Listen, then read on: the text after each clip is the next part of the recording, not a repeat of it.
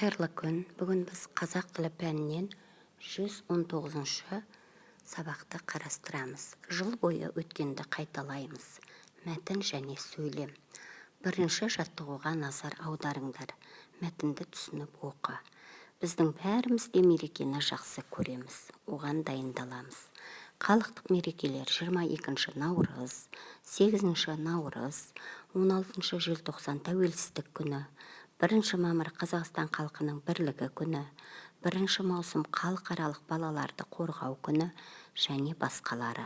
Сонымен бірге кәсіптік мерекелер бар.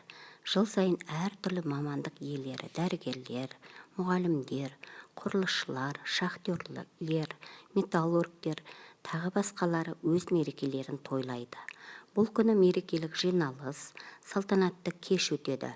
Үздік жұмысшыларға, қызметкерлерге атақ және сыйлықтар беріледі. Енді мәтін мазмұнына сәйкес атты таңда. Кәсіптік мерекелер, халықтық мерекелер және мерекеде деген 4 тақырып тұр. Осы тақырыптың қайсысы осы мәтін мазмұнына сәйкес келеді дейді. Яғни мерекелер деген тақырып мәтін мазмұнына сәйкес келеді екен.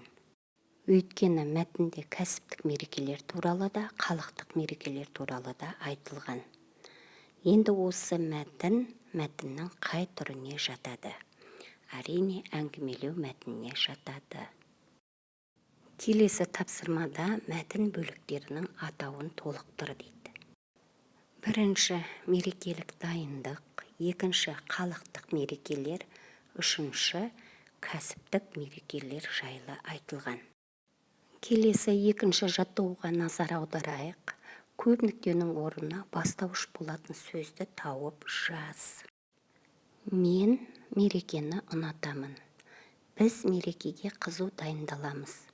Маған балалар мерекесі өте ұнайды. Бұлар жай сөйлемнің қай түрі екенін айт.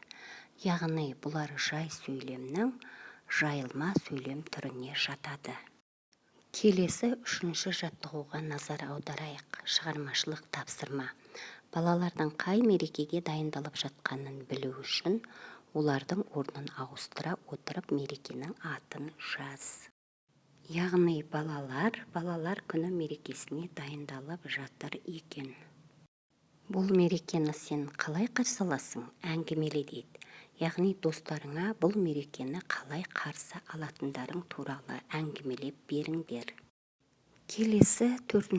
жаттығуға назар аударайық. Сөздердің аражігін ажыратып, мақалды жаз дейді.